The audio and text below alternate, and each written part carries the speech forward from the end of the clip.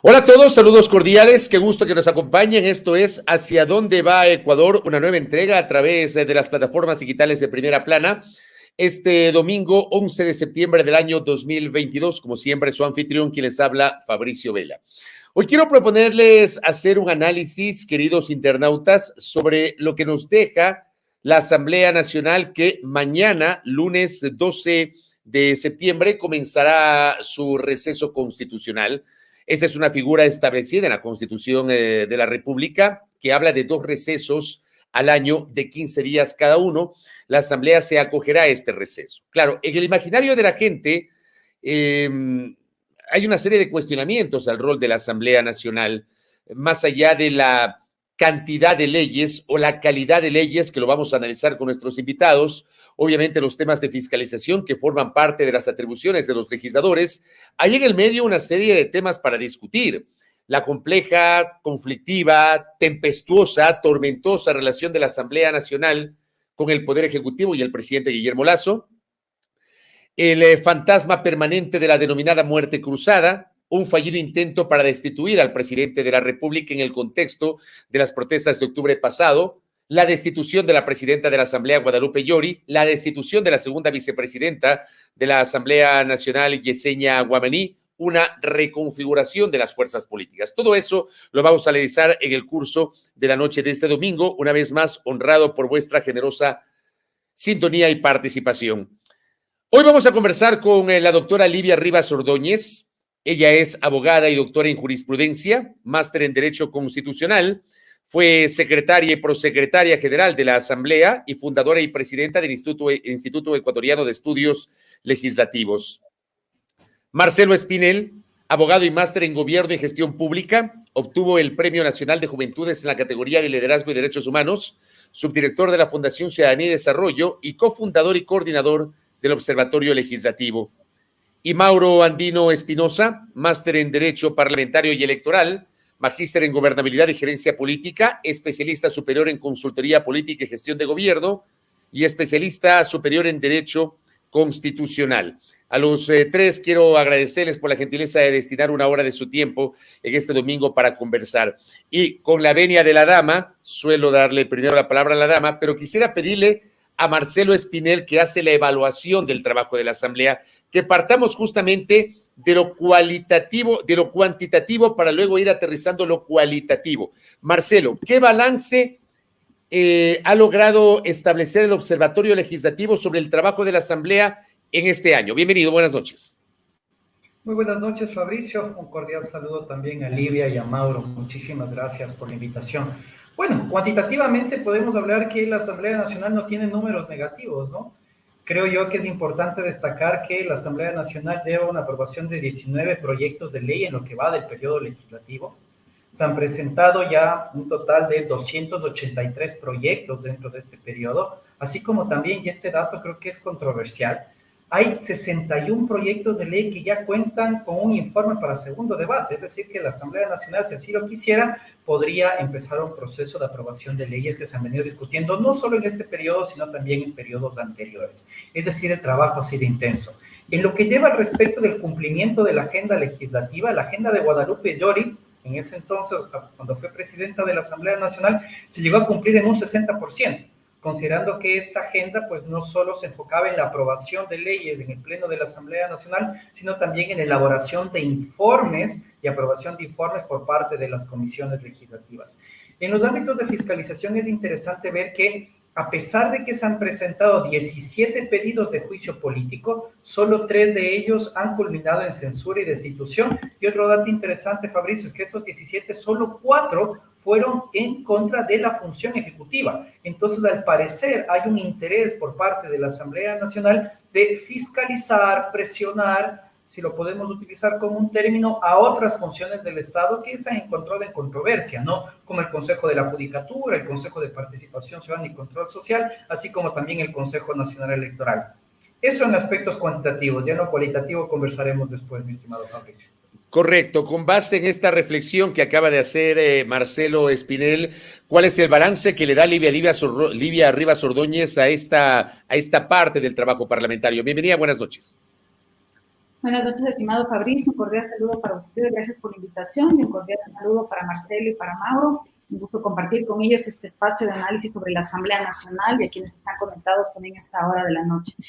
Me parece importante y digno de destacar lo que ha mencionado Marcelo en el análisis cuantitativo. Y esto es importante porque suele pensarse que en estos altibajos de la relación entre el Ejecutivo y el Legislativo la Asamblea no hace nada, dado que por lo general lo que nosotros estamos como ciudadanos mucho más pendientes en este nivel de relación es de situaciones que marcan la agenda política más que la agenda legislativa. Y vemos que efectivamente tanto las comisiones especializadas como el Pleno de la Asamblea Nacional pues ha volcado también parte de sus esfuerzos a la aprobación de proyectos de ley. En verdad el número es un número alto, considerando también que obviamente les correspondió aprobar en segundo debate proyectos que vinieron ya de la Asamblea Legislativa anterior, pero efectivamente ya hay proyectos de ley que han sido presentados por legisladores en este periodo legislativo que han sido tramitados en el segundo debate.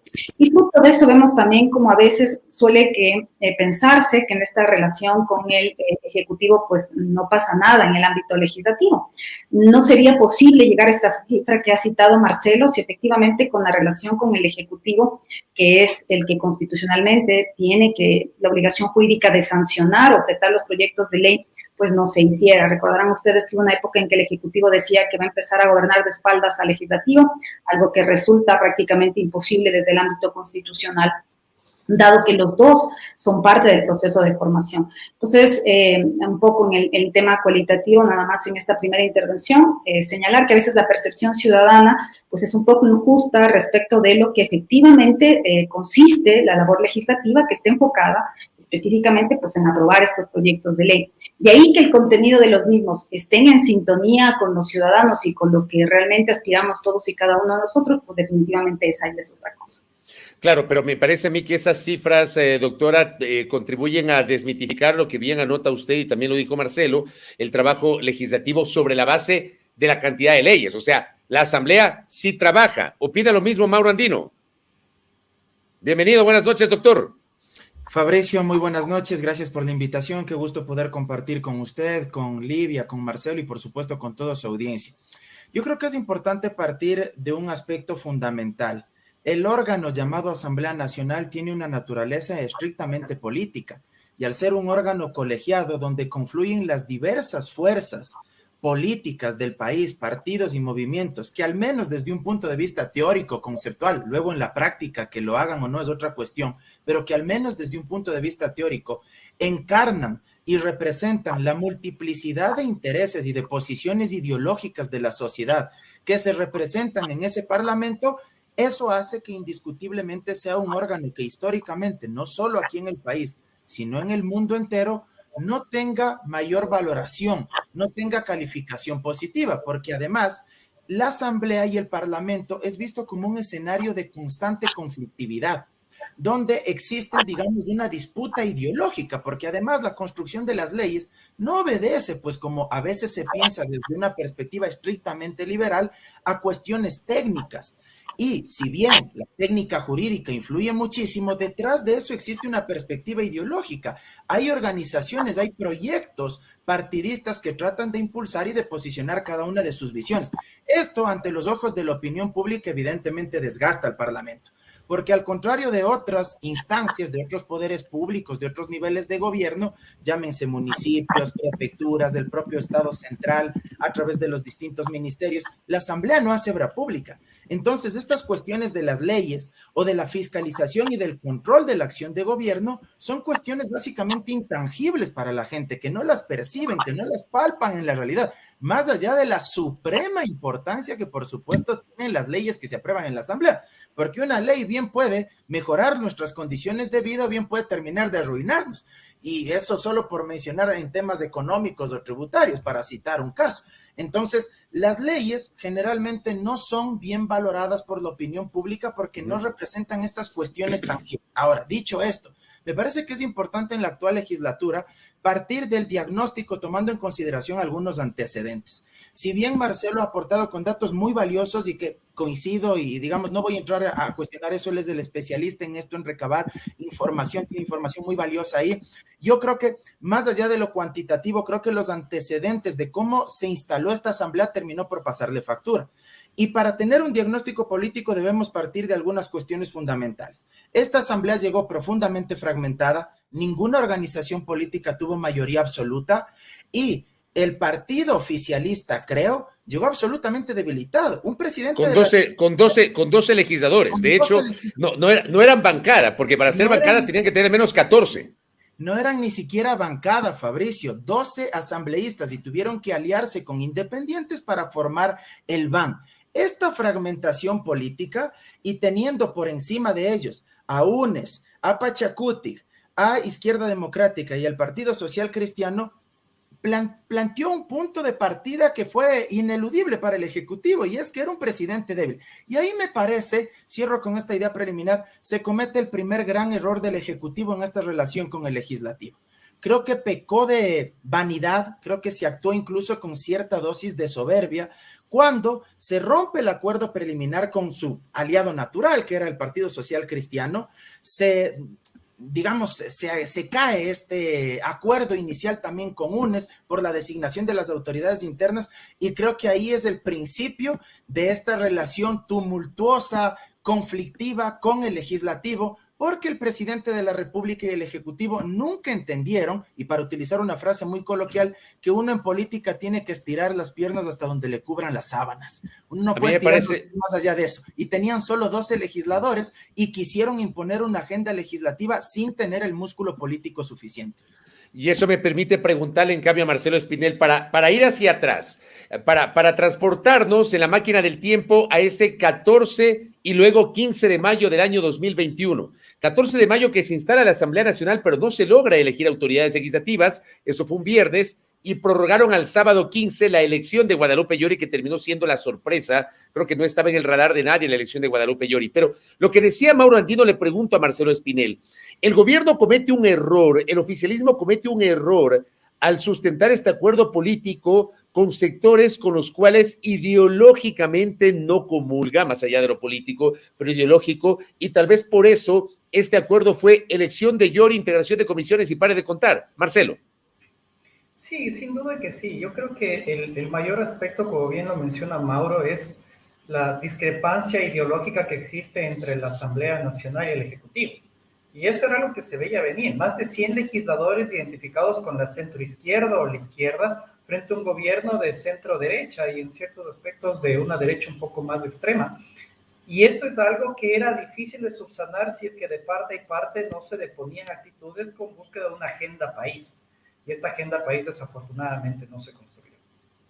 Y en la actualidad, el BAN, que debería tener 22 votos, hemos visto que no son orgánicos. En ciertas ocasiones hay 22 votos y en otras ocasiones hay 12, y que son los votos que tiene, creo. Y vamos incluso un poco más allá. Veamos la debilidad que tiene el BAN. Tanto es así que esta mesa de articulación no es entre el BAN y las distintas bancadas del legislativo, es entre el Ejecutivo y la Asamblea Nacional.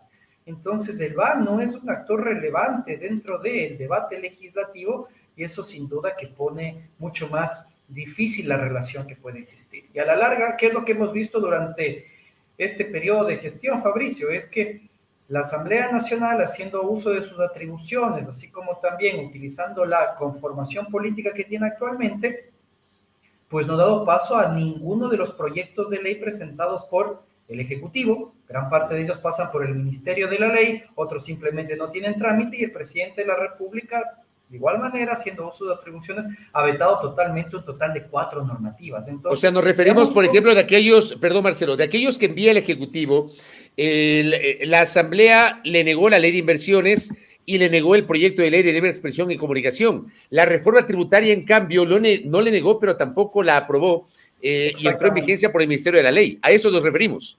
Y está pendiente la reforma a la Ley Orgánica de Educación Superior, que fue otra de las iniciativas del Ejecutivo.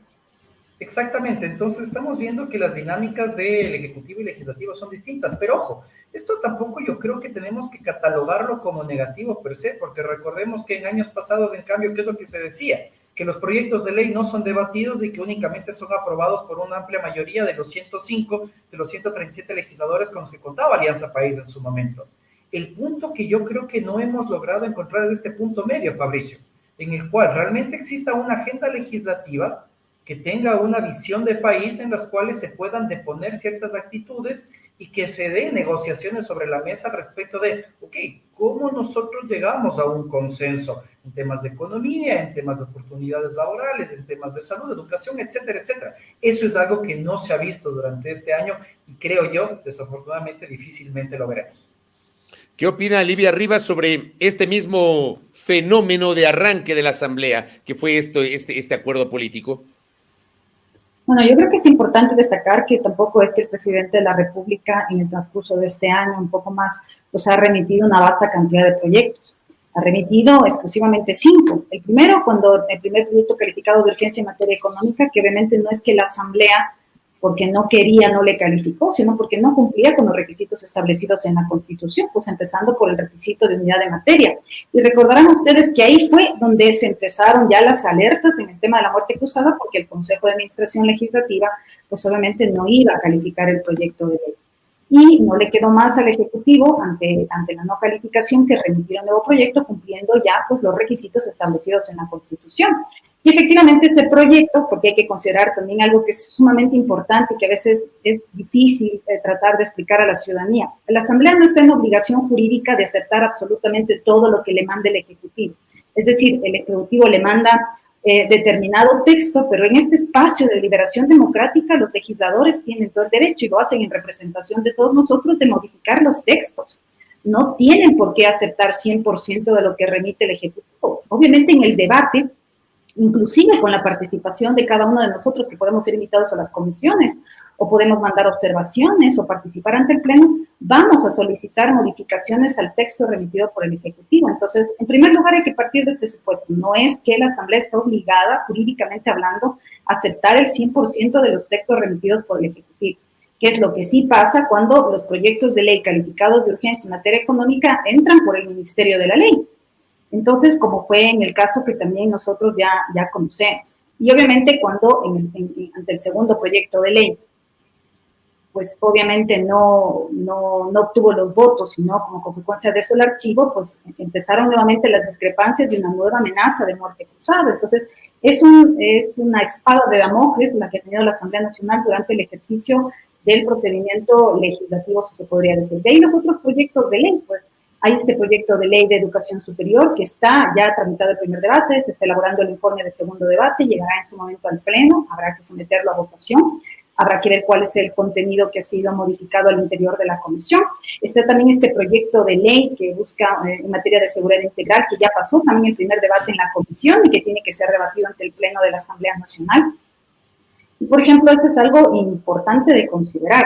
Como le digo, en el ejercicio del debate legislativo, pues obviamente lo que pasó con la ley de comunicación, podemos o no estar de acuerdo con el texto que pasó al final en el Pleno de la Asamblea Nacional, pero al final del día la alternativa de contar con informes de minoría también está prevista en la Ley Orgánica de la Función Legislativa. Entonces, como digo, podemos como ciudadanos estar de acuerdo con los contenidos de los textos que son aprobados por los asambleístas, pero es en el ejercicio deliberativo cómo se hacen las leyes. Y finalmente, pues, inclusive en esto de la Ley de Uso Legítimo de la Fuerza, que en un momento también se pensaba que era la iniciativa del Ejecutivo, no era así. Recordarán que fue una iniciativa de legisladores del periodo anterior.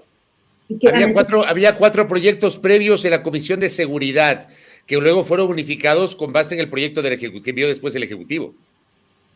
No se unificaron, porque de hecho ese proyecto del presidente de la República se está tramitando por puerta separada. Hay un proyecto que ya está para primer debate en cualquier momento pleno. Esa es una iniciativa exclusiva del Ejecutivo. Lo que se hizo en el trámite de este proyecto de ley de uso legítimo de la fuerza es considerar, sí, las observaciones que también partían de esta iniciativa del Ejecutivo, pero por ejemplo ese proyecto de ley de uso legítimo de la fuerza fue algo construido al interior del Parlamento con iniciativa de los legisladores y que de cierta manera pues está contribuyendo a la finalidad y a lo que requerimos por gran parte de nosotros, por no decir la totalidad de ciudadanos, vinculados a temas de seguridad. Correcto. Mauro Andino, más allá obviamente de este análisis que usted ya lo puso ahí en el tapete de la discusión, que tiene que ver justamente con esta génesis, Guadalupe Llori tuvo un periodo complejo, tempestuoso, tumultuoso, al punto que terminó perdiendo la presidencia de la Asamblea Nacional. Pero claro, no la hizo fácil. Guadalupe Llori presentó varios recursos jurídicos ante la Administración de Justicia. Aquí también hubo una discusión que les quiero pedir su opinión sobre las decisiones judiciales que fueron consideradas como una suerte de interferencia en cuestiones netamente políticas que le corresponden a la Asamblea Nacional.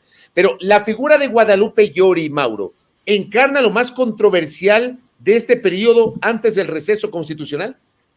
Fabricio, permítame, antes de responder su interrogante, coincidir con algunos elementos que acabó de mencionar Livia. Creo que es importante que la opinión pública tenga claro que durante el mandato del presidente Lasso, él ha remitido, y si es que mi memoria no me falla, agregar un proyecto adicional al que mencionaba Livia. Él en total envió, me parece, 6 proyectos de ley, pero de los cuales uno no fue calificado, justamente el que mencionaba Livia.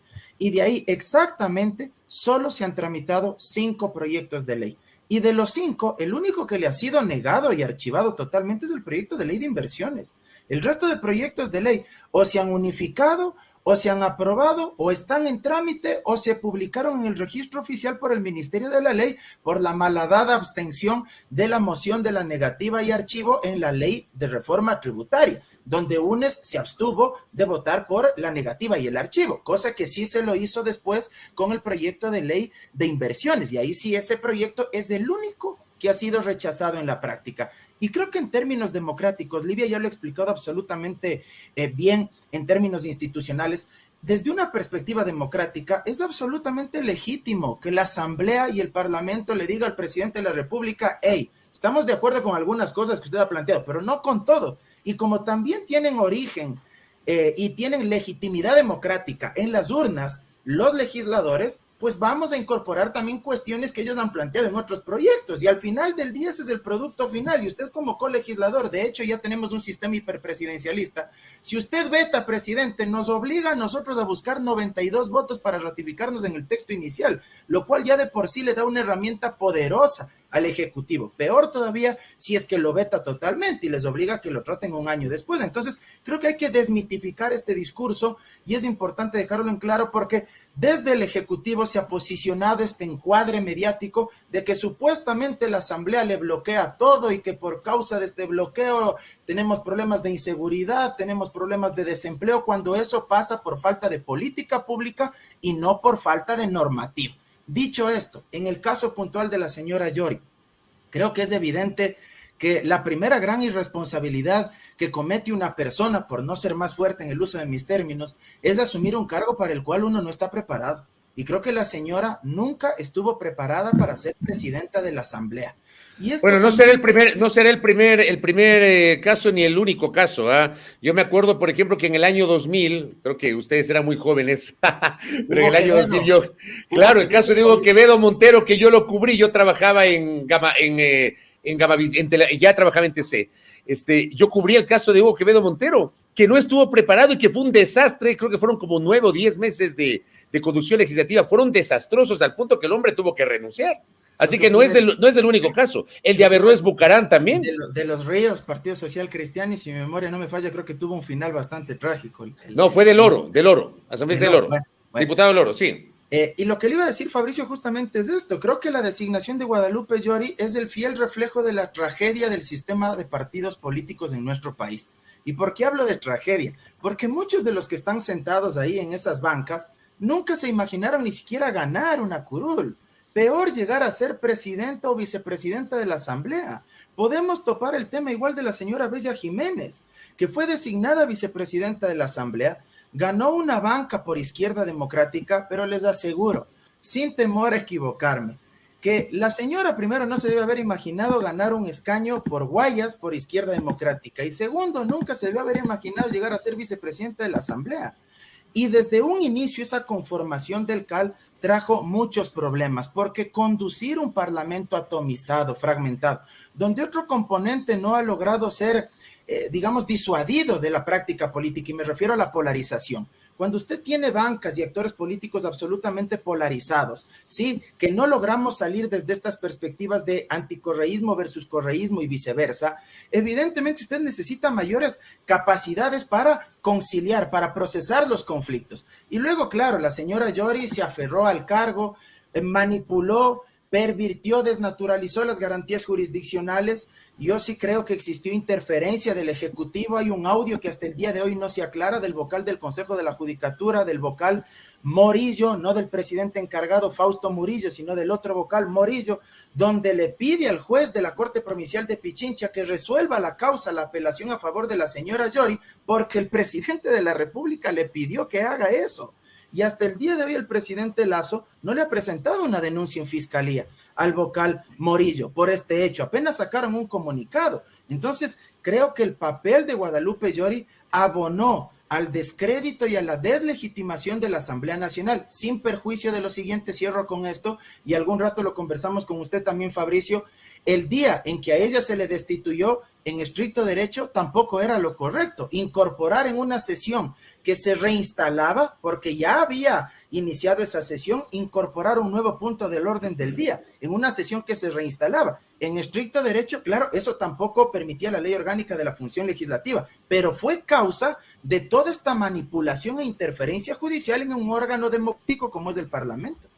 Le pregunto sobre lo mismo a Marcelo Espinel, si la actuación de la señora Yori termina por complejizar la imagen pública y el trabajo interno de la Asamblea. Sí, sin duda que sí. Yo creo que al inicio del periodo legislativo se puso en evidencia el amplio desconocimiento, ojo, no solo de Guadalupe Llori al respecto de procedimiento legislativo, así como también la administración de la Asamblea, sino también de varios asambleístas. Recordemos que gran parte de los asambleístas que llegaron a este periodo legislativo nuevos en el cargo, pues manifestaban un amplio desconocimiento de la ley orgánica y la función legislativa. Y esto también incluso se mantiene en aspectos como los que acaba de señalar Mauro. Y este mal llevar de la Asamblea Nacional mina la confianza ciudadana en el Parlamento. Por otro lado, Fabricio, yo creo que es lamentable, y se lo he mencionado en varias ocasiones, que se busque la intervención de la función judicial en ámbitos estrictamente políticos. Y eso también pone en evidencia la debilidad de nuestro sistema de partidos políticos. Actualmente, pues también estamos frente a este escenario en el cual, al respecto de la conformación del Consejo de la Judicatura, pues tenemos a 3 instituciones que están tratando de resolver este problema institucional.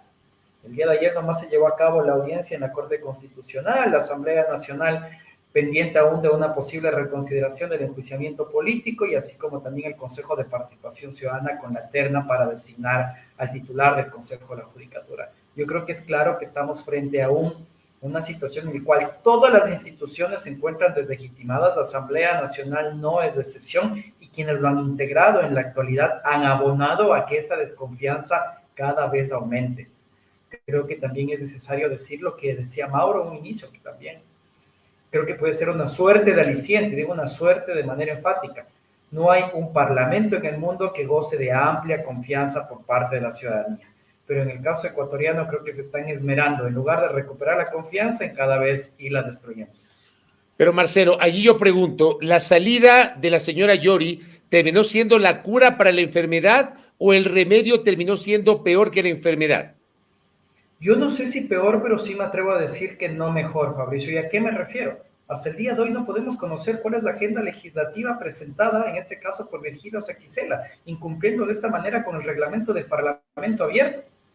Estamos frente a una Asamblea Nacional que tiene más de 60 proyectos de ley listos para votación, y se han enfrascado ¿en qué? En tomar otro tipo de decisiones que están relacionadas a otras instituciones del Estado y no avanzar en la aprobación de proyectos de ley.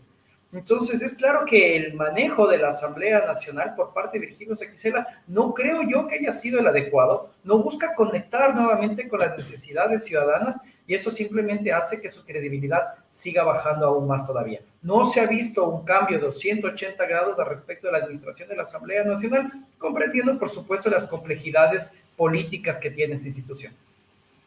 Livia Rivas, era, digamos, lógico desde el punto de vista jurídico constitucional que se eche mano de acciones de protección para impedir una destitución en la Asamblea Nacional como ocurrió sistemáticamente con la señora Yori, al punto de que hasta hace poco nomás finalmente le negaron una acción de protección a través de la cual pretendía iniciar una reclamación que implique el pago de una reparación económica de 8,1 millones de dólares. O sea, $100,000 por cada uno de los 81 legisladores que votaron a favor de su remoción. Aquí me parece importante señalar que hay una historia que empieza en el caso de la expresidenta de la Asamblea Nacional. Recordarán que la primera oportunidad de recurrir a la Administración de Justicia fue con una medida cautelar con la que se impidió incluir en un punto del orden del día de una sesión del Pleno una moción que lo que pretendía era incluir, entre comillas, la evaluación de los miembros del Consejo de Administración Legislativa, que en su momento, pues, obviamente esto no estaba previsto de forma alguna en la ley orgánica de la función legislativa, pero la alternativa que encontró, más allá de articular el espacio que es propio de un ambiente de naturaleza política, lo que hizo es recurrir a la Administración de Justicia y obtener una medida cautelar que le fue favorable, más allá de que de su contenido no se desprendía de forma alguna que cumpliera con los requisitos establecidos en la Constitución y la ley, y frenó este intento inicial de evaluación. Con posterioridad a esto, pues los legisladores le presentan efectivamente esta queja ante el Consejo de Administración Legislativa. Recordarán perdón que le interrumpa, doctora, pero a ver, usted dice se frenó el intento de evaluación. Se supone que la evaluación como figura, corrígame si estoy equivocado, no existe en la ley orgánica de la función legislativa, la evaluación. Sí existe la posibilidad de que alguien presente una denuncia por incumplimiento de funciones y para esto se conforme una comisión pluripartidista, que fue el camino que finalmente se escogió. Pero esto de la evaluación, yo no lo he visto en la ley orgánica, ¿o sí existe, doctora? No, definitivamente, y creo que en su momento también con usted lo conversamos en otros medios, en el sentido de que la evaluación nunca estuvo prevista en la ley orgánica de la función legislativa como un proceso para renovar o reorganizar el Consejo de Administración Legislativa. Creo que al final del día sí hay una reorganización y vemos que se dieron otro tipo de pasos, aunque la intención inicial fue plantear una reorganización de entrada por completo. Pues vemos que a la final, con estos cambios que se han dado en las vicepresidencias e incorporando nuevos miembros en el Consejo de Administración Legislativa, efectivamente tenemos un nuevo Consejo de Administración Legislativa, tenemos unas nuevas mayorías que se han armado al interior del Consejo de Administración Legislativa, pero que tuvieron un intento inicial a través de este mecanismo de evaluación, dado que es un consejo que efectivamente no tenía asidero legal en la ley orgánica de la función legislativa. Vimos cómo luego de este proceso, de este intento de calificación de esta queja o denuncia en contra de la expresidenta, finalmente esto prosperó, se armó la comisión pluripartidista ad hoc y finalmente se presentó un informe. Y respecto de esa decisión original del Consejo de Administración Legislativa, pues la expresidenta también presentó una acción de protección, no le fue favorable de forma alguna, presentó una apelación y ahí es donde hace un momento decía Mauro respecto de los audios, pero igual el la Corte Provincial de Pichincha pues se ratificó en la decisión de primera instancia y tampoco se permitió regresar al cargo de presidenta. Pero luego en el Pleno, cuando se conoció este informe de la Comisión Pluripartidista, recordarán que también se presentó una nueva medida cautelar por parte del movimiento Pachacutic con la finalidad de impedir el conocimiento de ese informe de la Comisión Pluripartidista. ¿Qué es lo que pasó? Independientemente de eso, pues el Pleno tomó la decisión de destitución y por esa decisión se volvió a presentar una nueva acción de protección, respecto de la cual, pues ya en primera instancia también no se le dio la razón y obviamente hay pendiente también una apelación ante la Corte Provincial. Entonces vemos cómo se ha activado la Administración de Justicia para solventar problemas de naturaleza estrictamente política. Pero eso se puede o no se puede, se puede o no se puede en derecho. O sea, efectivamente, no podemos negar que los legisladores, como cualquiera de los ciudadanos, ante la vulneración de sus derechos, pues están facultados, porque sí lo manda la Constitución, no es porque ejerzan cargos de elección populares que no tienen derechos, por supuesto que tienen derechos, pero también la Constitución y la Ley Orgánica de Garantías Jurisdiccionales y Control Constitucional y fallos que se han ido perfilando, inclusive cuando se presentaron estas acciones respecto del ex alcalde Jorge Yunda, respecto de la naturaleza de las acciones de control político al interior de órganos colegiados como es la función legislativa, pues también ningún derecho es absoluto, de forma tal que afortunadamente ha habido una configuración jurisprudencial que marca la pauta de en qué casos cabe definitivamente recurrir a la Administración de Justicia. Y en estos casos en particulares, si nosotros revisamos las sentencias que se han dado, pues en ninguna se llega a concluir que habría vulneración de derecho alguno de la expresidenta. Lo que se ha señalado son argumentos que se han fundado en inobservancias a la Ley Orgánica de la Función Legislativa, pero en el ámbito jurisdiccional constitucional, las observaciones de mera legalidad no son susceptibles de acciones de protección. Entonces, esto es lo que ha pasado efectivamente en el caso del expresidente. Ahora, la presencia de Virgilio Saquicé, la doctora Livia Rivas, que era lo que le preguntaba justamente a Marcelo, ¿ayudó a calmar los ánimos, a calmar las aguas o no? Bueno, lo que tenemos que ver en este momento es que le ha resultado mucho más complicado el ejercicio del cargo del actual presidente porque la relación con el Ejecutivo no es idónea. Sabemos cómo desde el inicio, desde que se posesionó, pues el Ejecutivo marcó distancia con el actual presidente de la Asamblea Nacional y afortunadamente, gracias a esa comunicación que la mandó inclusive cuando estaba fuera de la ciudad y que todos los legisladores se trasladaron a la ciudad de Guayaquil y sesionaron allá, que se remitió esta carta al presidente de la República con la finalidad de activar estas mesas de diálogo, y a raíz de esa respuesta que tuvo, que por un momento se cortó con la posesión del superintendente de bancos, y después de eso todo el mundo pensó que realmente esta mesa de diálogo no se iba a poder instalar, y vemos como en esta relación de sub y baja entre el Ejecutivo y el Legislativo, al final ya hay estas mesas de diálogo que habrá que ver cuál es el resultado, pero esto ha generado recién, se podría decir, un acercamiento entre el Ejecutivo y el Legislativo. Ahora bien, dentro justamente de las complejidades de estos meses, tal vez el punto más álgido de la relación ejecutivo-legislativo tiene que ver con la intención de la Asamblea Nacional de destituir al presidente de la República, activando el numeral 2 o la causal número 2 del artículo 130 de la Constitución de la República, que establece justamente la posibilidad de que la Asamblea destituya al mandatario. No se alcanzaron votos para aquello, faltaron 12 votos, si mal no recuerdo, para llevar adelante semejante intención, ¿no? Que no tiene precedentes desde la vigencia de la Constitución en el año 2008. Ese elemento de la intención de destituir al presidente de la República, ¿cómo lo evalúa Mauro Andino? Creo que es importante, al igual que el análisis del Parlamento, también contextualizar los antecedentes y los hechos puntuales que condujeron a este pedido de destitución en contra del presidente de la República. Las movilizaciones de junio del 2022 fueron una especie de reencarnación del octubre 2020, pero en versión 2.0, si usted quiere. ¿Por qué? Porque lamentablemente son demandas de la ciudadanía que no fueron procesadas desde el punto de vista político y no recibieron la atención suficiente. Todos fuimos testigos, Fabricio, en su programa matinal de Radio Sonorama, cuando usted le entrevistaba al ex subsecretario de Gobernabilidad, Juan Manuel Fuertes, y la respuesta de él realmente me causó hilaridad y sorpresa. Uno no sabía si llorar o reírse cuando él decía, muy suelto de huesos, que en diciembre del año pasado él ya tenía redactada la respuesta para la CONAIE y que a algún asesor del presidente Lasso se le ocurrió la brillante idea de decirle, no, mejor no les respondas y ya más adelante hemos de ver cómo resolvemos este tema.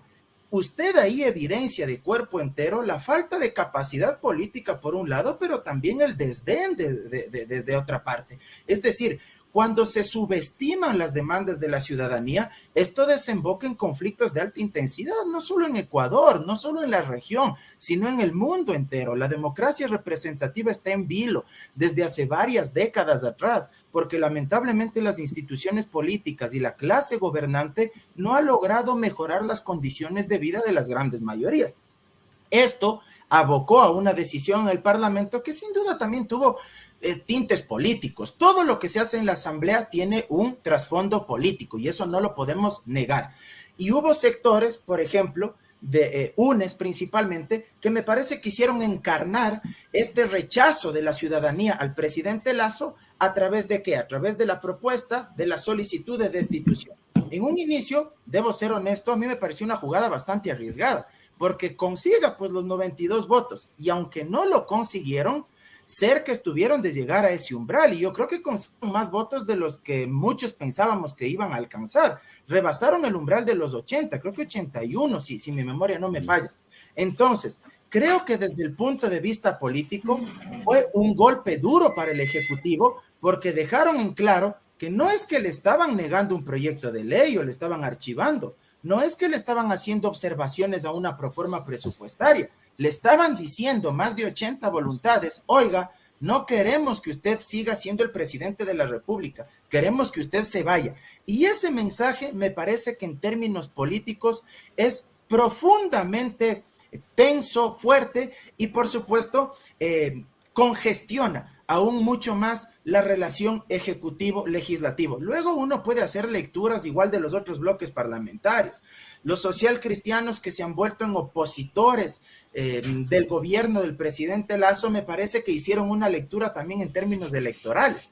Ellos seguramente dijeron, si apoyamos la destitución, se convocan a elecciones generales y con el desgrane interno y los problemas que tenemos, porque cuadros valiosos de los socialcristianos como Cristina Reyes, César Ron, Pascual del Chopo, se han ido de sus filas, seguramente ellos dijeron, ¿cómo vamos a enfrentar un proceso electoral que se vendría inmediatamente? Y otros partidos como Izquierda Democrática también pensaron en esta misma dinámica. Tanto es así que al final Javier Hervas termina por desafiliarse. Entonces, creo que no solo el pedido de destitución obedecía a encarnar las demandas de la ciudadanía en junio del 2022, sino que también respondía a otro tipo de cuestiones políticas que subyacían debajo de esa decisión, que al final no se llegó a consumar, pero terminó, por supuesto, de congestionar aún más la relación con el presidente de la República. Tanto es así que recordarán ustedes cuando estaban en las mesas de diálogo con la mediación de la Iglesia Católica, el Ejecutivo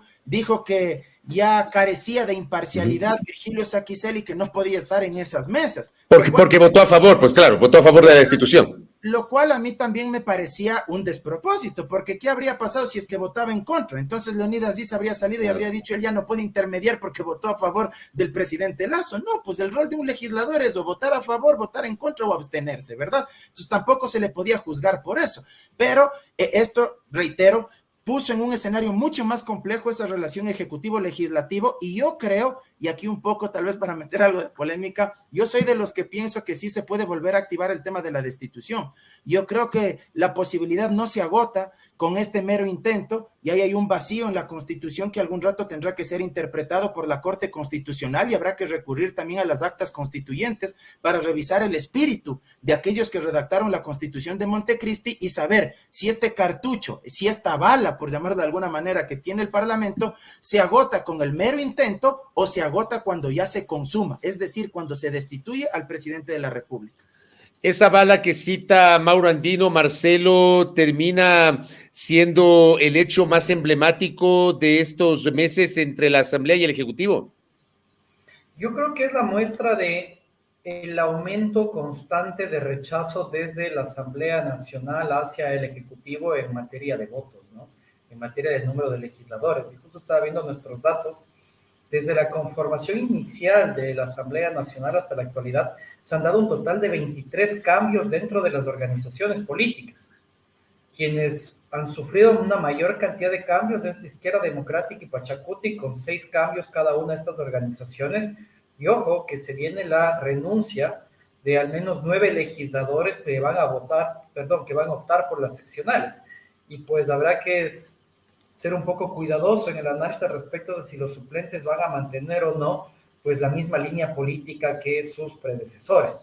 Y esto pues puede dar como resultado que esos 80 y pico de votos que actualmente están prácticamente en contra del gobierno puedan cada vez ir aumentando y se conviertan ya definitivamente en o esta punta de lanza que tiene el legislativo aún para utilizar este mecanismo de acuerdo a la interpretación que se pueda dar, o si no pues la posibilidad de ratificarse en los textos originalmente aprobados por parte de la Asamblea Nacional, Fabricio. Yo creo que la situación pues cada vez se le pone mucho más complicada al Ejecutivo al respecto de la relación con el Legislativo, y tal vez lo que correctamente mencionaron tanto Livia como Mauro, esta desidia, si podemos llamarlo así, por parte del Ejecutivo al respecto de presentar o no proyectos de ley en el Legislativo, responde a que saben que la batalla ahí está perdida, que van a presentar proyectos de ley, difícilmente ellos van a lograr lo que ellos quieren, que no es lo democráticamente esperado, que es que se aprueben sus textos tal y como lo han presentado. Eso no es parte normal del ejercicio democrático, sino que simplemente se tiene que buscar consensos, como mencionaba hace un momento Fabricio. Correcto. Y ahí, por ejemplo, Mauro Andino decía, doctora Livia Rivas, que él cree que sí se puede volver a activar ese mecanismo. ¿Usted coincide con esa idea o no? Bueno, más allá de si se pudiera o no se pudiera, yo creo que es importante destacar que el Ejecutivo siempre va a tener la sartén por el mango. O sea, al Ejecutivo le toma sacar un papel del escritorio hasta que se convoque, hasta que se reúna, el Pleno de la Asamblea Nacional ya está realmente disuelta la Asamblea Nacional. Entonces, yo creo que cada vez que hay estas alarmas en la posibilidad de entrar a un proceso de destitución al presidente desde el lado de la Asamblea, hay que tener clarísimo que al Ejecutivo le resta la firma, si es que ya no lo tiene firmado, de anticipación, ¿no? Entonces, yo creo que de hecho, si el Ejecutivo en el último proceso de destitución llegó al punto de contabilizar los votos, con seguridad tenía la certeza de que no iban a llegar.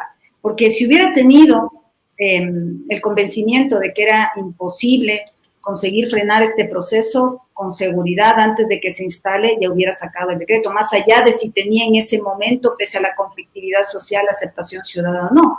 Entonces, yo creo que en eso siempre la Asamblea Nacional va a estar en desventaja, más allá de esta posibilidad. Ahora, yo creo que el diálogo sí, definitivamente también sí es posible. Yo sí quiero resaltar estos espacios de encuentro al interior de la Asamblea Nacional, de esta mesa de diálogo. Lo que yo sí creo es que hay que tener una claridad en el sentido de que si bien hay dos mesas, una mesa técnica y una mesa política, pues al final del día, más allá de los esfuerzos que pueden hacer en estos espacios técnicos, siempre habrá una decisión de los movimientos y los partidos políticos que integran la otra mesa. Entonces, yo creo que sí hay la posibilidad de llegar a establecer, si bien del 100%, sobre todo en este ejercicio inicial que están haciendo el proyecto de ley de inversiones, como yo les decía, no se va a llegar a aceptar el 100% del texto original remitido por el Ejecutivo, sin encontrar aquellos textos que son susceptibles de mejorarse, de consensuarse, y eso sí, llegar hasta la instancia de la mesa política para ver si hay el respaldo de los diferentes partidos y movimientos políticos. Y aquellos otros textos que definitivamente resultan mucho más complicados de aprobarse, pues dejarlos para otro momento. Pero también hay que tener claridad que este es solo en un espacio previo que va a permitir, pues, presentar un proyecto de ley, pero el real debate es el que se va a tener que realizar nuevamente en las comisiones especializadas. Y si es un proyecto de ley calificado de urgencia, tendrá que pasar por un segundo debate en una comisión, donde también nosotros como ciudadanos pues iremos a esas comisiones a opinar, a presentar nuestras observaciones. Entonces, no es un espacio cerrado, y eso también hay que tener claridad. Este es un espacio previo, donde se llegarán a ciertos acuerdos, pero también en la comisión, pues obviamente habrán nuevos puntos de vista que tendrá que canalizar la comisión antes de ser presentados al Pleno de la Asamblea Nacional para su aprobación. Pero, por ejemplo, en contrapartida, ¿usted cree que tal vez este diálogo de alguna manera desactiva el fantasma de la disolución de la Asamblea, que es una herramienta que durante los últimos meses se fue utilizada como una suerte de amenaza por parte del Ejecutivo, que finalmente no ha hecho mano de aquello? ¿Usted cree que igualmente de ese lado está desactivada esa posibilidad?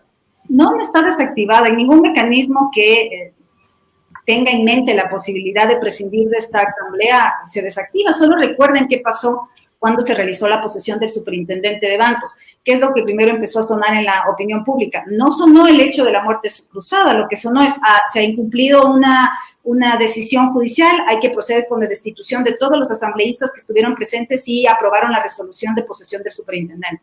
Entonces, siempre va a haber la posibilidad de plantear escenarios de esta naturaleza, ya sea la muerte cruzada o la destitución de los legisladores, que no es la primera vez que ha sonado, que ya es por varias ocasiones que se menciona ir ante la Corte Constitucional y conseguir la destitución de los legisladores que actúan respecto dan su voto para que se aprueben determinadas decisiones. Entonces, siempre habrá un punto álgido en esta relación entre el Ejecutivo y el Legislativo, que yo sí creo que definitivamente la posibilidad de diálogo pues no es que desaparece por completo este escenario, realmente que están enfocados exclusivamente en sacar aquellas leyes que el Ejecutivo considera como imprescindibles para impulsar su plan de gobierno, y esta es la ley de inversiones. Entonces yo creo que son temas paralelos. Cada semana ustedes saben que hay un sub y baja en la relación ejecutivo-legislativo, un día están bien, otro día están mal, parece que ya se rompe por completo la relación y nuevamente empieza a fluir. Entonces yo creo que los escenarios varían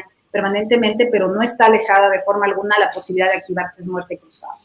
Ahora bien, hablemos en la recta final, en los pocos minutos que nos quedan de fiscalización, porque claro, sobre esto Marcelo en su análisis cuantitativo nos dio cifras respecto de la cantidad de juicios políticos presentados y cuántos, apenas 3 terminaron desembocando en una censura y destitución. Pero queda pendiente una resolución de un juicio político que está vivo, que es el del Consejo de la Judicatura, Está a la vuelta de la esquina el juicio político a los vocales o a los consejeros del Consejo de Participación Ciudadana y Control Social. Finalmente, la Comisión de Fiscalización unificó los 2 pedidos, es decir, los 7 serán materia de ese trámite en la Comisión de Fiscalización. Luego tendremos el juicio político al ministro del Interior, Patricio Carrillo. Ese escenario de los juicios políticos, ¿cómo lo analiza Mauro Andino?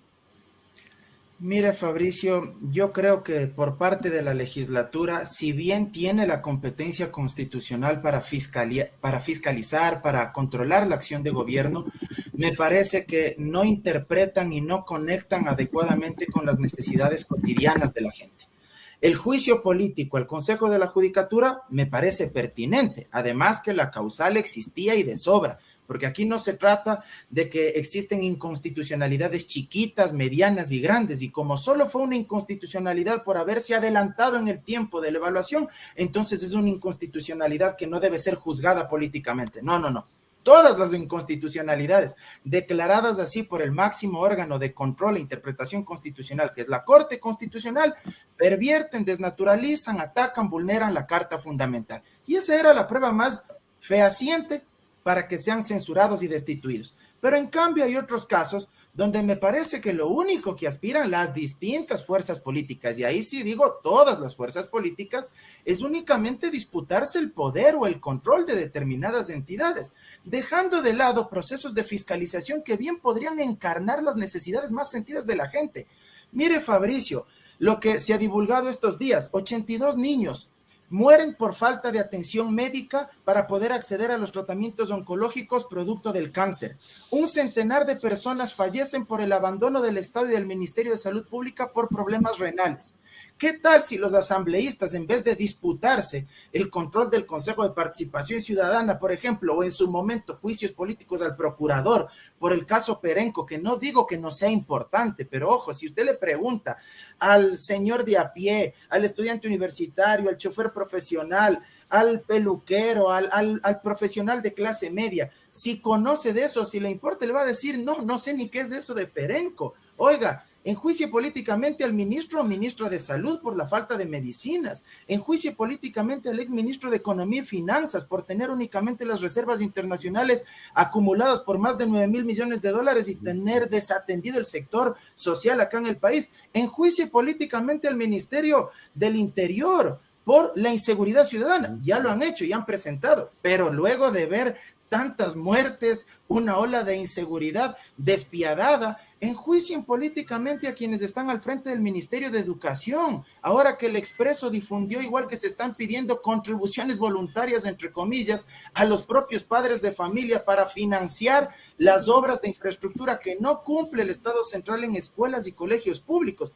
Esas son las verdaderas causas de la gente. La CENESID, que tiene rango ministerial y que ejecuta política pública en las universidades y escuelas politécnicas del país y que puede ser susceptible de juicio político por un dictamen interpretativo de la Corte Constitucional del año 2020. Creo que ahí debe enfocar sus esfuerzos, sus capacidades, cada uno de los legisladores, pero vemos que les preocupan más otros espacios donde hay poder institucional, donde hay resortes que les pueden servir a unos y a otros. Y ahí también entra en juego el Ejecutivo, lamentablemente, para cooptar y controlar esas instituciones. Y el vivo ejemplo, con audios de por medio, fue la Superintendencia de Bancos. Entonces, claro, la fiscalización no está atendiendo a esas urgencias del ciudadano de a pie. Correcto. Sobre ese tema, reflexión final de Marcelo Espinel sobre el tema fiscalización. Marcelo. Completamente alineado a lo que dice Mauro. ¿Cómo pretende la Asamblea Nacional recuperar la confianza de la ciudadanía si no está para nada cercana con satisfacer sus necesidades?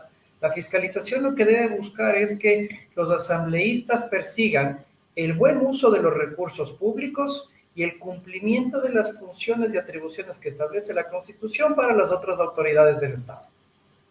Y desafortunadamente estamos frente a una fiscalización a la carta, que lo que únicamente busca es tratar de cooptar ciertos espacios de poder, y eso lo hemos visto durante la presencia del asambleísta Virgilio Sequicela en la presidencia de la Asamblea Nacional, así como también con Guadalupe Llori, y pues simplemente lo que hace esto es desvirtuar esta atribución legítima que tiene la Asamblea Nacional y pues nuevamente hace que el ciudadano deje de confiar en la institución. El ciudadano de a pie no entiende cuál es el fenómeno de la fiscalización, difícilmente comprende cuál es su finalidad, y si es que para colmo la Asamblea Nacional no utiliza adecuadamente esto, pues el resultado lo estamos viendo todos los días, Fabricio.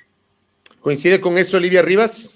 Bueno, yo nada más quiero agregar a lo que ya ha mencionado Mauro y Marcelo, que es importante que la Asamblea Nacional explique este tema de la fiscalización y control político, pero sobre todo la forma de sustituir a las autoridades que terminan siendo censuradas y destituidas. ¿Por qué? Porque en la percepción ciudadana está el hecho de que la Asamblea, una vez que censura y destituye a una autoridad, son ellos mismos los que los nombran, los posesionan, y se arma estas posturas en el sentido de que la Asamblea efectivamente empieza los juicios políticos y termina un reparto del poder. Pero lo que hay que tener claridad para los ciudadanos es que, de conformidad con la Constitución, la Asamblea Nacional no elige autoridades. Tiene a cargo los procesos de fiscalización y control político y su única competencia es la posesión. El órgano que designa autoridades, que nombra, dependiendo si es por comisiones ciudadanas de selección o a través de ternas, es el Consejo de Participación Ciudadana y Control Social. Y cuando una autoridad sale, si tiene suplentes, son ellos los que asumen el ejercicio de los cargos, sobre todo en cuerpos colegiados. Correcto. Les quiero agradecer a los tres por este interesante aporte que ustedes han generado a la discusión respecto de lo que está ocurriendo en la Asamblea Nacional en diversos ámbitos, el legislativo, de control político, que es la fiscalización, y por cierto, el tema netamente de política interna. Veamos con qué viene la Asamblea, con qué derroteros, con qué energía viene la Asamblea después del receso. Gracias a la doctora Livia Rivas Ordóñez, a Marcelo Espinel y a Mauro Andino. Que tengan una buena noche, muy amables. Gracias a usted, un gusto saludar. Buenas noches. Saludos. Muchas gracias. Gracias. Un abrazo para todos.